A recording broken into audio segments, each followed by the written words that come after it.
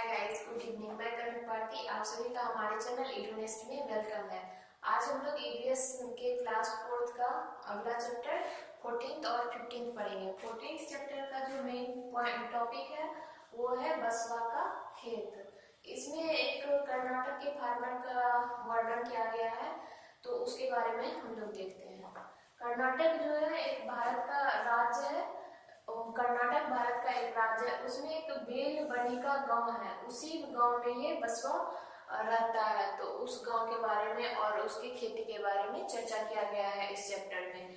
तो हम बच्चों को कर्नाटक के बारे में मैप के हेल्प से बताएंगे कि कर्नाटक किधर है, भारत के किस साइड में है और कहाँ पे स्थित है, उसके बारे में बताएंगे बच्चों को। और बेलबनी का गांव के बारे में भी बच्चों को बताएंगे। तो बेलबनी का गांव में बसवा ओनियन का खेती करता है। ओनियन का खेती किस टाइम पे होता है? ओनियन का खेती, ओनियन का कल्टीवेशन जो है जुलाई मंथ में होता है। जुलाई मंथ में होता है और उस टाइम बीज खेत में गिराया जाता है और उसके बाद बीज गिराने से पहले खेत को तैयार किया जाता है ओनियन के कल्टीवेशन के लिए। तो खेत को जब प्रिपेयर करते हैं तो उसमें जो जो इंस्ट्रूमेंट यूज किया जाता है, एक दो का उसमें चर्चा किया गया था, तो उसके बारे में बता रही हूँ। खूंटी है जो कि खेत को डग करने मतलब खोदने में काम आता है, खोदने के काम में आता है। कुड़ी के हल को बोला जाता है।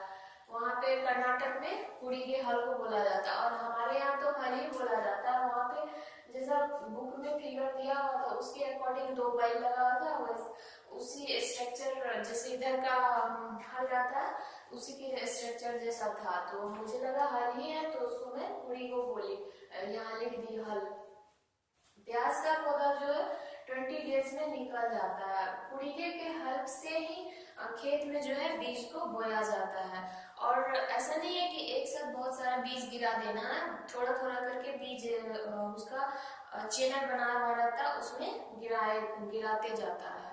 और प्याज का पौधा जो है 20 डेज में निकल जाता है। इलीगे कि जब वो पौधा तैयार हो जाता है उसके बाद जब वो उसको मंडी में ले जाएंगे या फिर खाने की यूज में लाएंगे, तो उसके लिए ऐसा मतलब प्याज को उसका जो रूट होता है वो और स्टेम को काटना होता है। तो उसके लिए हम इलीगे का हेल्प लेते हैं। का हेल्प लेते हैं, प्याज को पौधे से अलग, इलीगे की मदद से प्याज को पौधे से अलग करते हैं। फसल को फिर मंडी ले जाना होता है। मंडी ले जाने के लिए अब है कि पक्की सड़क है कि नहीं, कच्ची सड़क है, तो क्या प्रॉब्लम फेस करना पड़ता है, इन सब बातों पे बच्चों से चर्चा करनी चाहिए। कर्नाटक में पापा को अप्पा बोला जाता है। कर्नाटक में पापा को अप्पा बोला जाता है। और वहाँ पे इस चैप्टर का मेन थीम यही था कि बच्चे जो है यहाँ पे दिखाया गया, उसमें एक्सप्लेन किया गया है कि परिवार के सारे लोग हर काम में मिलजुल कर काम करते हैं। इससे क्या होता है, इसके पीछे मॉरल स्टोरी क्या हो सकती है, इन सब चीजों के बारे में बच्चों को बताना चाहिए और उसको एक्सप्लेन करना चाहिए। और उनसे भी अपने घर में, अपने आस पड़ोस में देखने के लिए बोलना चाहिए या पता करने के लिए बोला जाना चाहिए कि आप अपने घर में क्या हेल्प करते हो, आपका फ्रेंड हेल्प करता है कि नहीं करता है, किस टाइप का आप हेल्प कर सकते हो। अगर छोटे बच्चे हैं तो कोई ऐसा भारी भरकम काम तो कर नहीं सकता। तो इन सब बातों पे बच्चों से चर्चा करनी चाहिए। और इस चैप्टर छोटा था और मुझे यही सब मेन पॉइंट लगा, तो मैं ये सारे पॉइंट यहाँ पे आप लोग के सामने एक्सप्लेन कर दी। अब अगला चैप्टर 15th चैप्टर में है, इसी से रिलेटेड है बट ये स्टोरी अलग थी।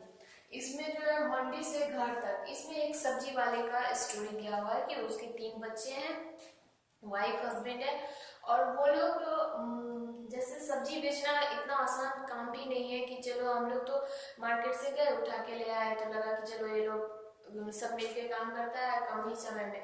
बट ऐसा नहीं है। इस स्टोरी में था कि ये लोग सुबह के 3 बजे जगता है और जब मंडी लगती है वहां पे जाते जाते इन लोगों का टाइम 9 साढ़े 9 से पहले इन लोग को पहुंचना होता है, ताकि जो एक होता है कि वहां पे मंडी में कि जो पहले जाएगा जिसका ठेला लगेगा वहां पे उसको ग्राहक ज्यादा मिलेगा, ये मन में रहता है।